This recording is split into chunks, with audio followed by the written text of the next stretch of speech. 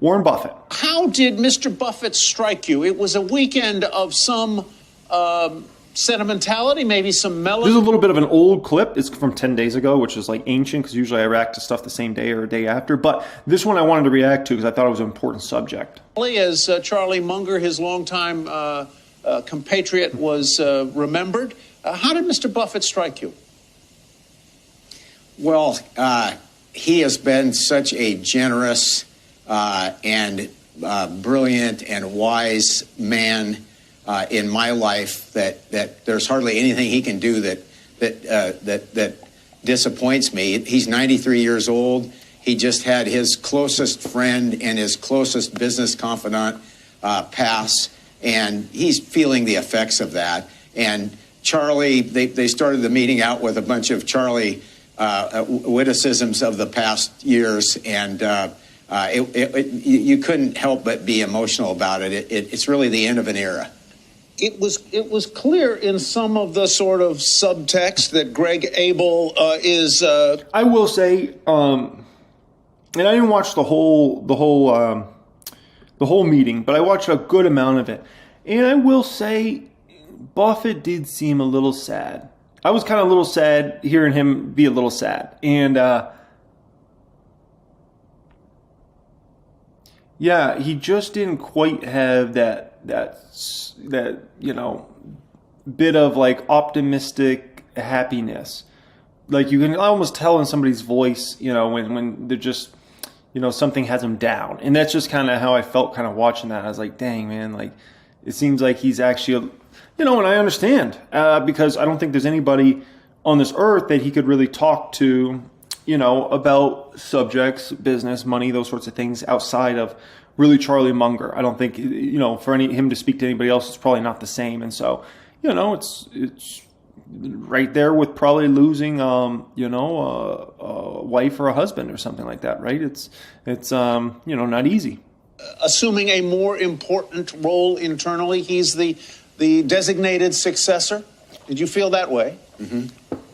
Oh, yeah. He will be the CEO of Berkshire Hathaway, the primary asset allocator among buying whole companies versus putting more toward stocks, et cetera, which was kind of a surprise to us. We thought the last 10 years or so would be a process of turning more of the reins in company selection to Todd Combs and Ted Weschler, and that explains why they haven't been given a more prominent position at the annual meeting. We wondered about that the last 3 or 4 years, and we got that question answered for us. But it will be a different company. It's a wonderful, large conglomerate that is closely tied to the United States economy. And if you want a wonderful company closely tied to the United States economy, it'll be a good investment for you. Yeah. They should include Todd and Ted a lot more, in my opinion, over the next couple of years in that meeting. I think it would make a lot of people a lot more confident if those guys could field some questions as well. 10 years. And of course, we should not even suggest that Mr. Buffett is anywhere close to finished yet. He is an amazing leader, amazing stamina, and of course is still fully in charge here. So let's talk about their big cash pile, $180-some billion, heading to $200 billion. What should they do with it? There is some discussion. Would you, as a shareholder, like to see them pay a dividend, or would you like to see them make a big acquisition, or would you like to see them buy back shares? Good question. We have no interest in the dividend. It's fine to have them buy back shares, but you always have to think about Berkshire Hathaway, do as I do, not as I say. Because Warren Buffett is a super nice guy, and he has absolutely no interest in offending people. But if you look at what he's doing, he is as bearish as he ever gets. I read right between the lines, right from the beginning at the meeting on Saturday. I was there sitting in the audience, and I thought, okay, huge cash position, trimmed his Apple position. He's nibbling on something below the surface they haven't announced yet. But basically, he is waiting until the next 40% decline in the stock market to apply massive amounts of capital at bargain prices in things that are large enough to be meaningful to this company at the size it is now. So I got to push back against Buffett. Because here's what Buffett would tell Buffett. Buffett would say, okay, one, you don't know when the market's going to decline. You don't know when that 40% whatever decline, 40, 50, 30%, whatever it is, right? You don't know when that's going to happen. Secondly, between now and then, the market could climb 30, 40, 50%, right? Buffett's been sitting on, he's been sitting on record amounts of cash for years. This isn't something new. Even prior to Rona, they were sitting on ridiculous amounts of cash. And meanwhile, the stock market's gone higher and higher and higher. Stocks have doubled, tripled, quadrupled since that particular time period, right? And, Berkshire's cash pile's just built and built and built. So then all of a sudden you're like, dang, I need like a 50% decline in the stock market. I need 60%, 70%, 80% just to, get down to the pricing that it used to be when you started building this big cash pile. So, but I don't, who's going to push back against Buffett? If he wants to build his cash pile bigger, is Greg Abel going to check him? No. Todd and Ted going to check him? No. There's only one man that probably could have, and he's not here, right? You just used the phrase, this is as bearish, I believe you said, as I have ever seen him. Is that really the right characterization, or is it rather that he thinks the market is too highly priced for him to go in a big way and put fresh capital to work? In other words, is it so much a bearish call as it is a rejection of the idea that this is an opportunistic time to invest? Tyler, you have asked a great question. So I'm going to answer this in kind of an odd way. In 1969, he pivoted from being primarily a quantitative Ben Graham value guy to being more of a Charlie Munger qualitative guy, right? Get a reasonable price on a great company. And he said back in 67, 68, 69 that the quantitative ideas that he used to like to buy were combed and recombed. That was his letter to partners. And this last year, he said that the kind of things that we would like to do have been endlessly picked over. So that is code for, we think the market's expensive. We're not in any hurry. We're going to wait. And remember, he's talked constantly for 10 to 15 years that the bigger Berkshire gets, the more it limits their opportunities. Right. That's so true. Really, to have very large opportunities for large deployments of that $200 billion, you've got to have the entire market get into very difficult circumstances. So, I got some more thoughts I want to share on Buffett here. But before I do that, let me let you guys know, got a brand new workshop for you guys. Pin comment down there, recorded last week's 32-minute video. Goes into 7 steps to 7 figures plus, the action plan on how you can actually achieve that, how you can scale faster, some growth hacks I share in that video. So pin comment down there. Make sure you get that before today's video is over, okay? Now, some finalized thoughts here.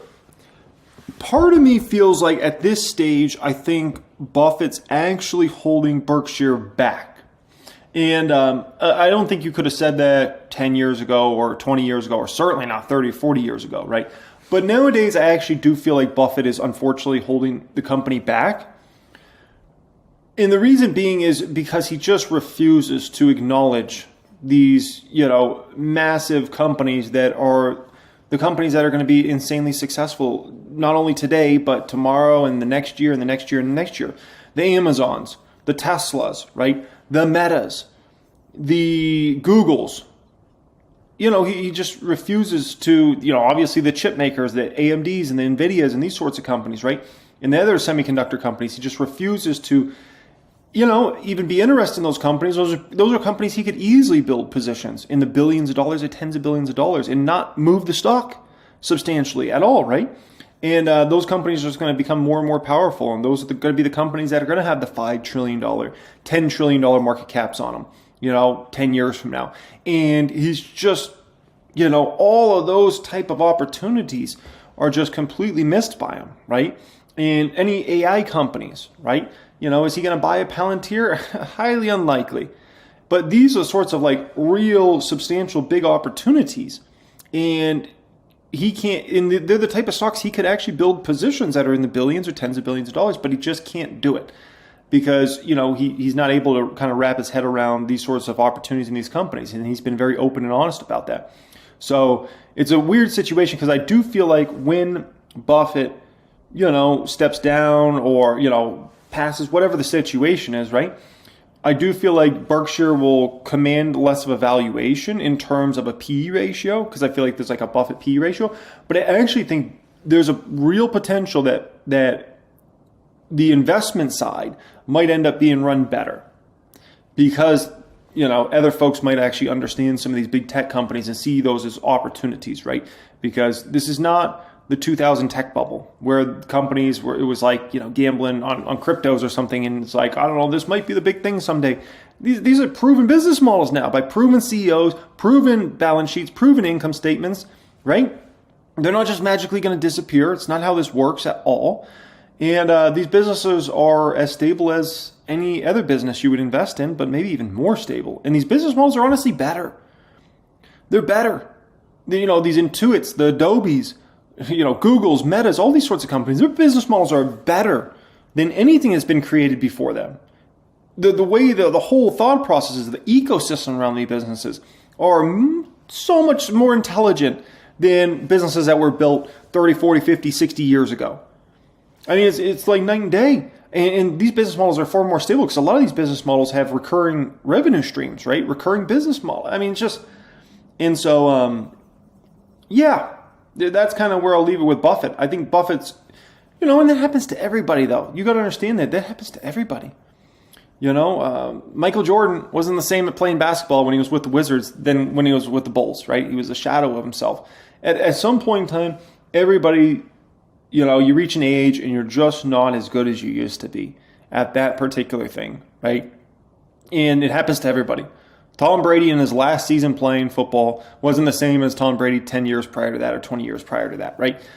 As time ticks on, you reach a certain point where you go over your prime, right? And when you really look at your investing prime, in my personal opinion, your investing prime is 40 years old to 70 years old if you start it really young, right? So I'm not even in my investing prime yet. I'm 34 right now, right? I think my investing prime, 40 to 70. That's kind of the perfect age where you've got a lot of experience. You're still got a lot of energy. You still are young enough to kind of see the future and kind of also know the past and, what's a fad versus what's a sustainable trend for the long term, right? But, I mean, when you're starting to talk about your 90s, it's a different ballgame. I mean, the world you were brought into in your 20s and 30s, right, in your teen years, and the world's just so much different. The way everything works is so much different. I mean, it's a night and day difference, right? I mean, imagine being a teenager when Buffett was a teenager. When was he a teenager? In the 40s? In the 1940s? 1950s? He's probably in college in the 50s probably, right? I mean, it's a very different world in the 1950s in the United States of America versus nowadays, right? And so it just happens to everybody, right? It'll happen to me someday. It'll happen to everybody. I was running the other day. I pulled my damn hamstring. I'm not the same as I was 15 years ago. I couldn't even imagine pulling my hamstring 15 years ago. You flip my flapjacks? Never going to happen. I did it now, right? I'm not as athletic as I once was, right? And so, that's life. And so, anyways, that's a moral of that story. Alrighty, so first off here, we got to start at the top. The top is NVIDIA, okay? When NVIDIA goes, this market goes. It's as simple as that. This stock matters more to the stock market than any other stock. It is not the biggest market cap in the market, but there's no doubt the psychology around this stock, the good feelings the stock produces in the market. It is the most important stock. Tesla was that stock a few years ago, back in kind of like 2020, 2021. NVIDIA's got that mantle right now. This is the most important stock in the market, and it's up 231% in the past year. Now, that leads us into earnings, okay? Their earnings are coming out next week. Now, here's what's expected. 400% or so EPS growth for this upcoming quarter, another 100% or so for next quarter, the following quarter. And then as far as revenue expectations are at 240% revenue growth for this current quarter they're about to produce. And then as far as guidance, they need to beat basically 100% revenue growth for the following quarter. They're at 97% for what analysts are expecting. Those are all beatable numbers in my personal opinion. Why do I feel confident? Like why do I feel like those are all beatable numbers for NVIDIA? Okay, a few reasons. First is, if you look at NVIDIA's history over the past year, I mean, they've been crushing it quarter after quarter after quarter. So to try to go against that trend and say, when NVIDIA is going to miss on these, that's tough. Okay, so that's first off. Secondly, maybe even more importantly, who are NVIDIA's biggest customers? NVIDIA's biggest customers are the biggest tech companies in the world. The Teslas, the Metas, Google, right? Google's bragging in their latest, presentation yesterday about how they're going to have the new NVIDIA Blackwell chips at the end of, basically going into 2025. Amazon, all the biggest tech companies out there, right? Oracle, anybody who's anybody in the tech field is trying to get their hands on really as many NVIDIA chips as possible. Now, have we gotten any details from any of these companies that they might be cutting back on the chip orders they're placing with NVIDIA? And the answer is no.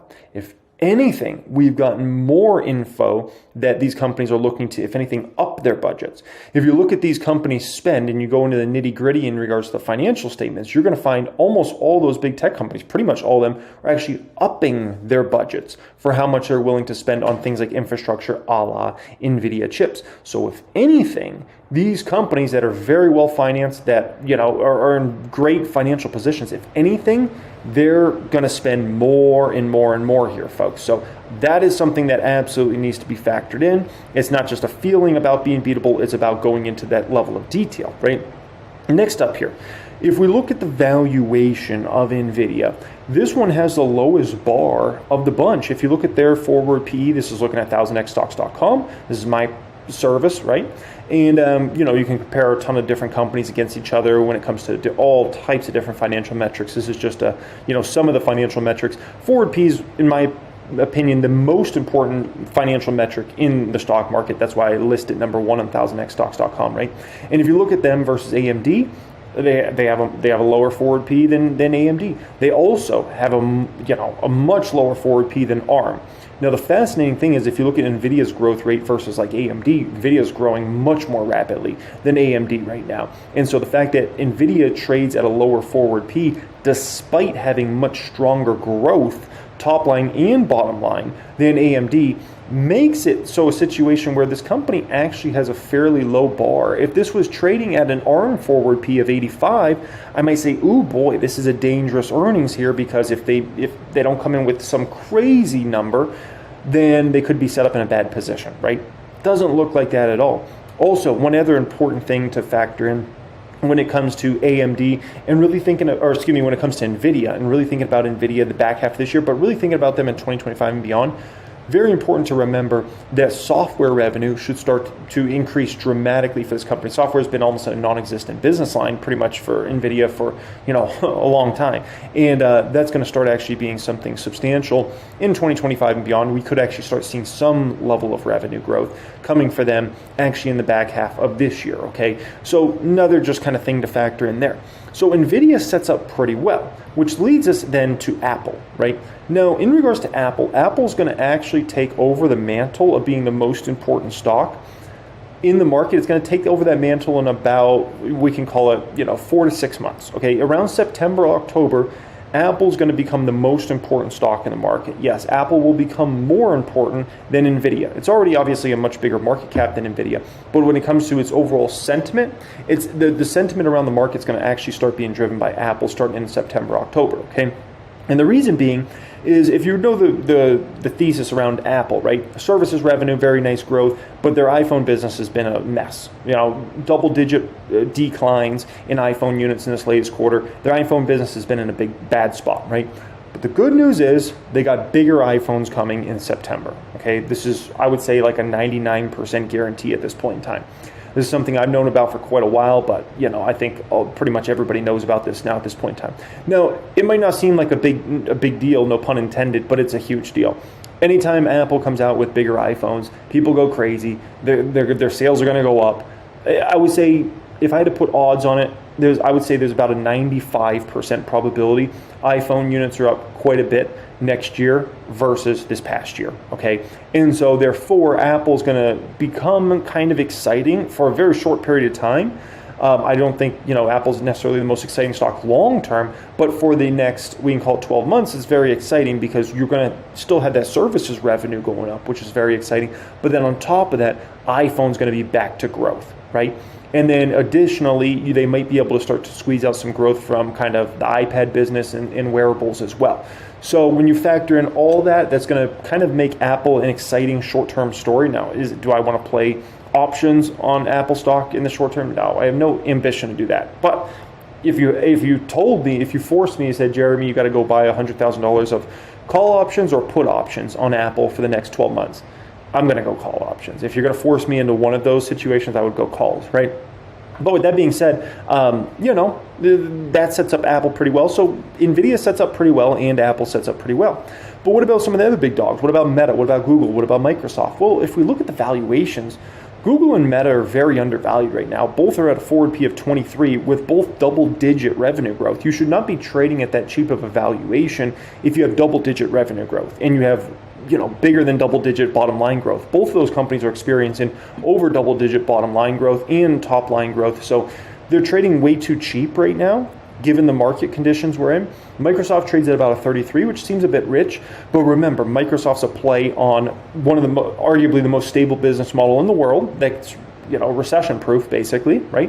On top of that, great balance sheet, great management team, and additionally, they have the AI opportunity because of their investment in ChatGPT and also what they're doing with Copilot with Microsoft as well. So it's a pretty exciting story. Meta's got, I think, a more exciting story, but people they always have trouble understanding Meta's story versus Microsoft. Microsoft just easier to understand usually for folks, okay? So the bottom line is with these stocks, they're actually trading undervalued given their growth rates. And so if anything, there's upside momentum ahead in those stocks. I mean, to push down, it just doesn't make sense unless those business models completely fall apart. Like if Meta their revenue started going down instead of double-digit growth, okay, it's a different story. Or it's the same with Google, right? Same with Microsoft. But is that realistic? It doesn't seem very realistic, okay? So those stocks set up pretty well. That leads us to Amazon. So is Amazon a big risk to the market? Well, the thing with Amazon is they're back to double-digit revenue growth, right? So they're back to that revenue growth story. And then they got triple-digit earnings per share growth. Their latest, EPS growth, net income growth, year over year was like 300% plus. So with Amazon, it's a hard one to really say, okay, Amazon's a risk to the market, because to be quite frank, it just doesn't look like it anymore at this point in time. Then we could talk about Tesla. Okay, Tesla, right? Tesla has been in a horrible position, we know, around sentiment for really a couple years at this point in time, right? It came back for a bit, then the sentiment fell again. And the sentiment around Tesla changes very, very rapidly. I mean, it can change based upon what Elon tweets. It's incredible, right? The thing with Tesla is there's so much bad news priced into this one that if anything happens that is a positive, it is huge for Tesla. So if Tesla has anything positive, if all of a sudden some report comes out that, let's say a report comes out in the back half of this year that Model Y units are growing more rapidly than expected, or Model 3, or let's say China growth comes in better than expected. If anything positive comes out there, it's going to be a bullish momentum for Tesla because there's so much bad priced into the stock now at this point in time. So that leads us into the weighting of the market. The weighting of the market, this matters significantly, okay? So if you didn't know, it's not just like all stocks are weighted equally. It's the largest market caps are usually the ones that are weighted the most. In the Dow, it goes based upon share price, okay? So S&P 500, NASDAQ are weighted by market cap. Microsoft, biggest market cap, over 7%. Microsoft's looking good, right? And if I'm just thinking about the next 6 to 9 months, right? You get a green check if you're looking good for the next 6 to 9 months. You get a blue if I'm a little uncertain of you, right? Microsoft's looking good. Apple's even looking good, right? Because, they've made it through their bad stuff. Their numbers are already trash. The next quarter numbers are going to be not exciting either. But then you got to say, okay, then the big iPhone comes September quarter, and don't be surprised if iPhone units start to move back up, right? So we're probably already through the worst of it when it comes to Apple. Could the stock go down short term in a market fluctuation or something? Sure. Could it go back to the 170s? But are we through probably the worst of it for Apple? Probably at this point in time, yeah. NVIDIA, looking great. Amazon's looking great. Meta's looking great. Google McDougal's looking great. Berkshire Hathaway, remember, Berkshire's got a lot of different businesses, but one of their businesses, well, several of their businesses are insurance related. And if we think about the insurance business, we know insurance rates are going up dramatically. Berkshire is going to likely have some windfall profits coming in the back half of this year, so Berkshire is looking pretty good, right? And then never mind if Apple stock starts to go up as well and continues this momentum upward, and people get excited about that next iPhone, that's going to help Berkshire out immensely because that is their largest stock position, right? Eli Lilly is looking pretty good. Broadcom's looking pretty good. JP Morgan continues to just be the most well-run bank out there, right? ExxonMobil, Tesla, and United Health are all question marks. ExxonMobil because of we don't know what's going to happen with energy prices. Tesla, Myesla, we know there's a million things to go into there. United Health is facing some kind of, I think, government regulation problems, in my personal opinion, that's kind of happening there behind the scenes. So that one's kind of a question mark. Visa, even with the weaker consumer, even after the consumer's been hit by inflation for 3 years, Visa still puts up great numbers quarter in and quarter out. So it's hard to bet against that stock, right? So that's S&P 500. So S&P 500, I mean, I would say it's looking pretty good over the next 6 to 9 months, right?